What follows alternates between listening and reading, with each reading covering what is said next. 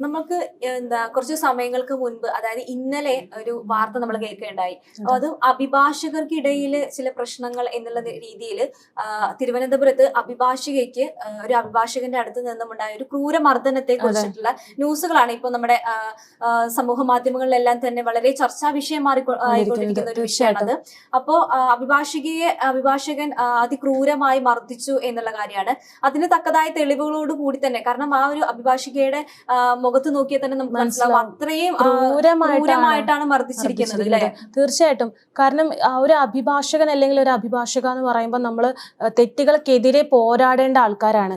എന്നാൽ അതേ വ്യക്തികളാണ് തെറ്റ് ചെയ്യുന്നത്. അപ്പോൾ സമൂഹത്തിന് എന്ത് നല്ലതാണ് ഇവർ ചെയ്യാൻ ഉദ്ദേശിക്കുന്നത്? അല്ലെങ്കിൽ വരുന്ന ഒരു പാവപ്പെട്ടവരുടെ അടുത്ത് അല്ലെങ്കിൽ ഒരു കേസുമായി വരുന്ന അവർക്ക് എന്താണ് അവർക്കൊരു നീതി കണ്ടെത്താൻ കഴിയുക? ഇങ്ങനെയുള്ള ഒരു സമീപനമാണ് ഇങ്ങനെ ഇവരൊക്കെ സ്വീകരിക്കുന്നത് ഉണ്ടെങ്കിൽ തീർച്ചയായിട്ടും ബാക്കിയുള്ള കാര്യങ്ങൾ എത്രമാത്രം ഗൗരവത്തോടു കൂടിയാണ് കാണുന്നത് എന്നുള്ള കാര്യങ്ങളിലൊക്കെ നമ്മൾ ചിന്തിക്കേണ്ടിയിരിക്കുന്നു. ആ ഒരു ലൈന എന്ന് പറഞ്ഞ ആ ഒരു അഭിഭാഷകയുടെ മുഖം കണ്ടാൽ നമുക്ക് മനസ്സിലാവും എത്രത്തോളം ക്രൂരമായിട്ടാണ് ആ ഒരു വ്യക്തിയെ തല്ലിയിരിക്കുന്നതെന്ന്. ആ തല്ലിയെന്ന് മാത്രമല്ല, അത് കണ്ടുനിന്ന ആളുകളാണ് പിന്നെ അതിനേക്കാളും മോശമായിട്ടുള്ള ഒരു മനോഭാവം. കാരണം ഒരാള് പോലും തിരിഞ്ഞു നോക്കിയില്ല. ഷാമിലി എന്ന് പറയുമ്പോൾ 26 വയസ്സ് മാത്രം പ്രായമുള്ള ഒരു യുവതിയാണ്.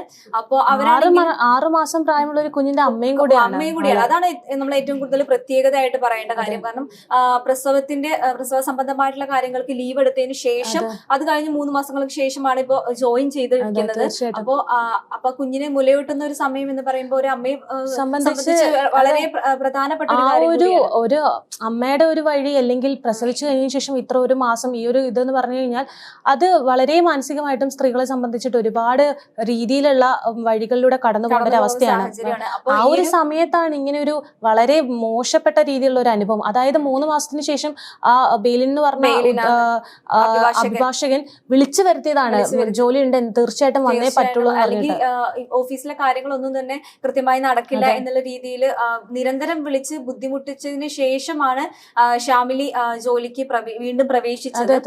പിന്നെ ഇതിനു മുമ്പാണെങ്കിലും ഈ ഒരു ബെയിലിൽ പലതരത്തിലും സഹപ്രവർത്തകരെയാണെങ്കിലും അസഭ്യം പറയുന്ന രീതികളും അതെല്ലാം തന്നെ ഈ ഒരു സാഹചര്യത്തിൽ മുമ്പോട്ട് വരുന്നുണ്ട്.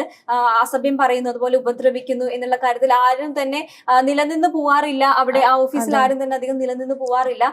ഷാമിലി മാത്രമാണ് ഇത്രയും കാലയളവിൽ അവിടെ നിന്നിട്ടുള്ളത് എന്നുള്ള കാര്യം കൂടി പുതിയൊരു ആള് വന്നതിന് ശേഷം, അതായത് മുന്നേ അഭിഭാഷകൻ അറിയുന്ന ഒരാൾ വന്നതിന് ശേഷം അത്തരത്തിലുണ്ടായ ഒരു നീക്കമാണോ എന്ന് പോലും ഒരു ചൂണ്ടിക്കാട്ടലുണ്ട്. എന്നാൽ പോലും എന്ത് തന്നെ ആയാലും നമ്മൾ ഒരാളുടെ മുഖത്തോ അല്ലെങ്കിൽ നമ്മൾ ഒരാളെ ഉപദ്രവിക്കുന്ന രീതിയിൽ ഒരു അഭിഭാഷകൻ അല്ലെങ്കിൽ നമ്മുടെ ഒരു സുപ്പീരിയർ മാറുക എന്ന് പറഞ്ഞു കഴിഞ്ഞാൽ അത് തികച്ചും തെറ്റ് തന്നെയാണ്.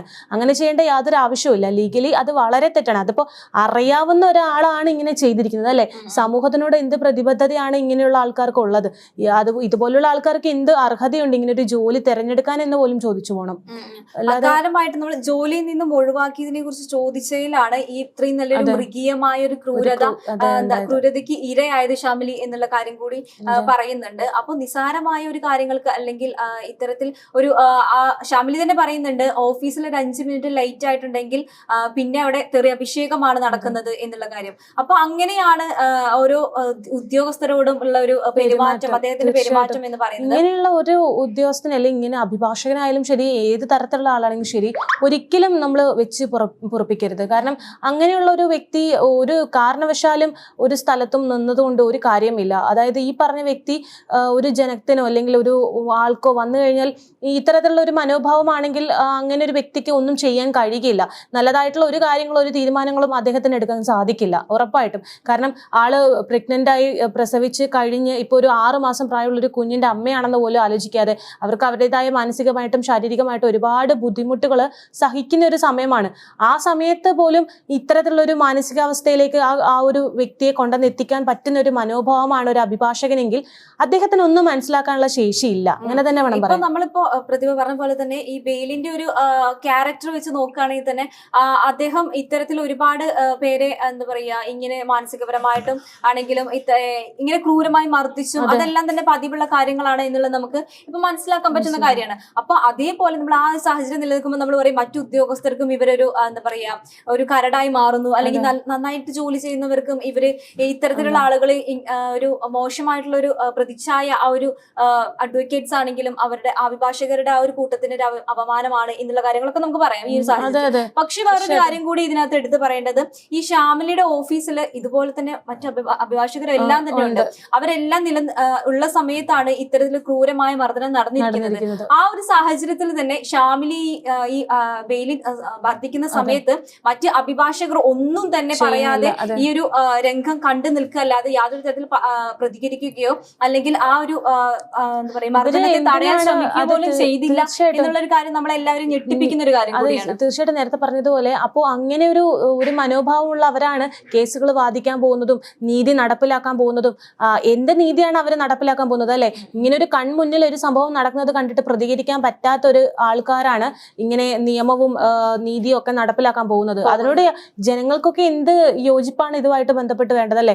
അവിടെ ആ ഒരു വഴക്കിന്റെ ഇടയിൽ അല്ലെങ്കിൽ ആ ഒരു തല്ലിന്റെ ഇടയിൽ നിന്ന് ഏതൊരു മനുഷ്യനാണെങ്കിലും കൈ ഉയർത്തി സംസാരിക്കാൻ പറ്റിയില്ലെങ്കിൽ ഒരു എന്താ പറയാ ഒരു ബുദ്ധി അല്ലെങ്കിൽ ഒരു വിവരമുള്ള ആരാണെങ്കിലും ഇത്തരത്തിലൊരു സാഹചര്യത്തെ എങ്ങനെ ചെറുക്കണമെന്ന് അല്ലെങ്കിൽ എങ്ങനെ നേരിടണം എന്നൊരു ബോധം ഉണ്ടാവും. അപ്പോ ആ ഒരു സാഹചര്യത്തിലും ആരും തന്നെ പ്രതികരിച്ചില്ല അല്ലെങ്കിൽ ആരും ഒരു നടപടിയും എടുത്തില്ല. ആ ഒരു സാഹചര്യത്തില് പിന്നീട് ഷാമിലിയാണെങ്കിൽ തന്നെ ഹോസ്പിറ്റൽ കൊണ്ടുപോയത് ഷാമിലിയുടെ ഭർത്താവും വന്നതിന് ശേഷമാണ് അവരെ ഹോസ്പിറ്റലിലേക്ക് കൊണ്ടുപോകുന്നത്. കാരണം നമുക്ക് കണ്ടാൽ തന്നെ മനസ്സിലാവും അത്രമാത്രമാണ് അവരെ മർദ്ദിച്ചിരിക്കുന്നത്. അതും മോപ്പ് ഉപയോഗിച്ചും കൈകൊണ്ടും അടിച്ചുമാണ് മർദ്ദിച്ചിരിക്കുന്നത്. ശേഷം അഭിഭാഷകൻ പുറത്തേക്ക് പോകുന്നത് ശാലിനി വീണ്ടും തടഞ്ഞതിനെ തുടർന്നാണ് വീണ്ടും മർദ്ദിച്ചത്. ഈ മർദ്ദനത്തിനൊടുവിൽ കുറെ കഴിഞ്ഞ് വീട്ടിലൊക്കെ അറിയിച്ചതിന് ശേഷം ചേട്ടൻ വന്ന് അന്വേഷിച്ചപ്പോഴും അഭിഭാഷകൻ കാല് പിടിച്ച് മാപ്പ് പറഞ്ഞു എന്നാണ് പറഞ്ഞത്. ഒരു തരത്തിലും പരാതിയിൽ പോകരുത് കാര്യങ്ങളൊക്കെ പറഞ്ഞിരുന്നു. ഇപ്പോഴാണെങ്കിലും താടിക്കാണ് നമുക്ക് അടി കിട്ടിയിരിക്കുന്നത്. അപ്പൊ അവിടെ നീര് വന്നിട്ടുണ്ട്, അതുപോലെ ചെറിയൊരു പൊട്ടലുണ്ട് എന്നുള്ള രീതിയിലുള്ള ന്യൂസുകളെല്ലാം തന്നെ വരുന്നുണ്ട്. അപ്പൊ അത്രമാത്രം ക്രൂരമായിട്ടുള്ള ഒരു മനസ്സിലാക്കാൻ ഒരു കാര്യമായിട്ടാണ് മുഖത്ത് ഒരു പോറലേറ്റിരിക്കുന്നത്. മുഖത്തിന്റെ ഒരു ഭാഗം തന്നെ വല്ലാതെ രീതിയിലായി അല്ലെ? ഒരു സ്കിന്ന് ഉൾപ്പെടെ എല്ലാം ഒരു മോശ രീതിയിലേക്ക് മാറി. അതായത് മോശ രീതി എന്ന് പറഞ്ഞു കഴിഞ്ഞാൽ ആ ഒരു തല്ലിനെയാണ് പറയുന്നത്. അപ്പൊ അത്രയും മാരകമായ രീതിയിലാണ് തല്ലിയത്. കൈകൊണ്ട് തന്നെ തല്ലി എന്നാണ് പറയുന്നത് അല്ലെ കൂടുതലും.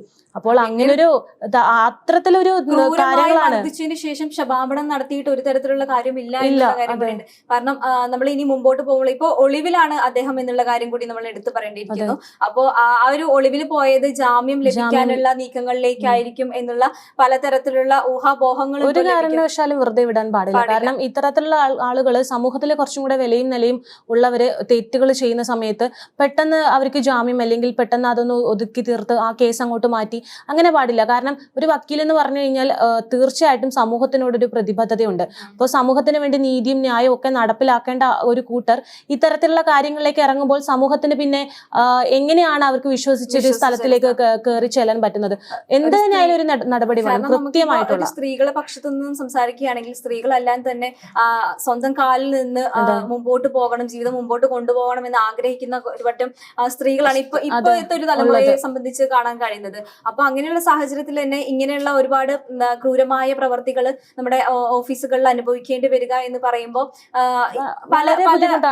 ഒരുപാട് ബുദ്ധിമുട്ടുകൾ. സ്ത്രീ ആയതുകൊണ്ട് തിരിച്ചു തല്ലില്ല അല്ലെങ്കിൽ തിരിച്ചു തല്ലാനുള്ള ഒരു ശേഷിയില്ല എന്നൊരു തോന്നല് കൊണ്ടാണ് ഇങ്ങനെ ഒരു കാര്യം ചെയ്യുന്നതെങ്കിൽ അവിടെയാണ് തോറ്റു പോകുന്നത് അല്ലെ? ശേഷിയില്ല അല്ലെങ്കിൽ അങ്ങനെ ചെയ്യാൻ കഴിയില്ല എന്ന് പറയുന്ന ഒരു മനോഭാവത്തിൽ ഒരാളെ തല്ലുന്നതിൽ എന്തർത്ഥമാണുള്ളത് അല്ലെ? മാനസികപരമായിട്ട് യാതൊന്നും അർഹിക്കാത്തൊരു കാര്യമാണ് ചെയ്തിരിക്കുന്നത് അഭിഭാഷകൻ. അപ്പോൾ തീർച്ചയായിട്ടും അതുമായി ബന്ധപ്പെട്ട കേസുകൾ അവർ മുന്നോട്ട് പോകുന്നതാണ് പറഞ്ഞത്. ഏത് രീതിയിലും മുന്നോട്ട് പോകുന്നതാണ് പറഞ്ഞിരിക്കുന്നത്. അപ്പൊ അതുപോലെ കർശനമായൊരു നടപടി തന്നെ ഇതിൽ സ്വീകരിക്കണം എന്നുള്ള കാര്യം കൂടി നമ്മൾ പറയേണ്ടിയിരിക്കുന്നു. കാരണം നമ്മൾ പല സ്ഥാപനങ്ങളിലാണെങ്കിലും ഒരുപാട് വിഷയങ്ങളിൽ നമ്മളിപ്പോ ഓഫീസുകളിലാണെങ്കിലും പ്രതികരിക്കുമ്പോൾ അതിന് തിരിച്ചു വരുന്ന കുറെ കാര്യങ്ങളുണ്ട്, അല്ലെങ്കിൽ നമ്മൾ അഭിമുഖീകരിക്കേണ്ട ഒരുപാട് കാര്യങ്ങളുണ്ട്. അതുകൊണ്ട് മിണ്ടാതിരുന്നാൽ പലതും ഒഴിവായി പോകുമെന്ന് ചിന്തിക്കാതെ നമ്മൾ പ്രതികരിക്കേണ്ട സമയത്ത് പ്രതികരിച്ചില്ലെങ്കിൽ പിന്നെ എന്തിനാണ് നമ്മളൊക്കെ അല്ലെ ശരിക്കും പറഞ്ഞ. അപ്പൊ നമ്മൾ കൃത്യമായ രീതിയിൽ തന്നെ എന്തെങ്കിലും ഒരു പ്രശ്നം വരുമ്പോൾ അതിന് തക്കതായ ഒരു മറുപടി കൊടുക്കുക. സമൂഹത്തിലുള്ള ഓരോരുത്തർക്കും ഓരോ പ്രശ്നം വരുമ്പോൾ ന്യായമായ കാര്യമാണെങ്കിൽ നമ്മളൊന്ന് ചോദിക്കുന്നതുകൊണ്ടോ അല്ലെങ്കിൽ എന്തിനാണ് ആ തെറ്റ് ചെയ്തതെന്ന് തെറ്റിനെ നമ്മൾ വിരൽ ചൂണ്ടുന്നതുകൊണ്ട് കുഴപ്പമില്ലല്ലോ അല്ലെ? അങ്ങനെയല്ലേ വേണ്ടത്? തെറ്റ് കാണുമ്പോൾ നമ്മളൊന്ന് എന്തിനായിരുന്നു ചെയ്തതെന്ന് ചോദിക്കുന്നതുകൊണ്ട് ഒരു കുഴപ്പവും സംഭവിക്കാൻ പോകുന്നില്ല. നമ്മൾ ന്യായത്തെയാണ് അന്വേഷിക്കുന്നത്, അല്ലാതെ നമ്മൾ എന്തുകൊണ്ട് തെറ്റ് ചെയ്തു ചെയ്തുകൂടാ എന്നല്ല ചോദിക്കുന്നത്. അപ്പോൾ ആ ഒരു സമയത്ത് അവിടെ നിന്ന് എല്ലാവരും ഒരു മനുഷ്യത്വരഹിതമായിട്ടുള്ള പ്രവൃത്തിയാണ് ചെയ്തിരിക്കുന്നത്. എല്ലാ നല്ല രീതിയിലുള്ള ഒരു ന്യായത്തിനോടും ഒരു നമ്മൾ ഇനി മുന്നോട്ട് പോകേണ്ട ഒരു നീതിയോടും കൂടിയിട്ടുള്ള ഒരു എതിർപ്പാണ് അവരെല്ലാവരും ഇവിടെ കാണിച്ചിരിക്കുന്നത്. അതുകൊണ്ട് ഇനിയും ഇങ്ങനെ ഒരു സന്ദർഭം വന്നാൽ അങ്ങനെ ഒരു പെരുമാറ്റത്തിലേക്ക് പോവരുത്.